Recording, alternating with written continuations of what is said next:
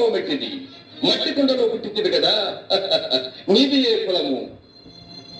ఇంత ఏల అస్మత్ పితామహుడు గురుకుల వృద్ధుడైన ఈ శాంతనవుడు శివసముద్రుల భార్య గంగా గర్భంలో జనించలేదా? ఈయనదే కులము.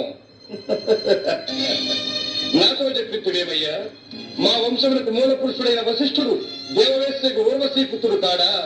అతడు పంచమజాతి కన్య అయిన అరుంధత్యందు శక్తిని, ఆ శక్తి చండాలంగనేందు పరాశరుని, ఆ పరాశరుడు పల్లెపొడిసైన మత్స్యగంధి ఎందు మా తాత వ్యాసుని, ఆ వ్యాసుడు విధవరాండ్రైన మా పితామహి అంబికతో మా తండ్రిని, పితామహి అంబాలికతో మా పిరతండ్రి పాండురాజును, మా ఇంటి దాసితో ధర్మ నిర్మాణ చరుడని మీచే కీర్తించబడుతున్నా ఈ విదురదేవుని కనలేదా? సందర్భావసరములను బట్టి క్షేత్ర బీజ ప్రాధాన్యములతో సంకరమైన మా కురువంశము ఏనాడో కులహీనమైనది కాగా నేడు కులము కులము అను వ్యర్థవాదమిందులకు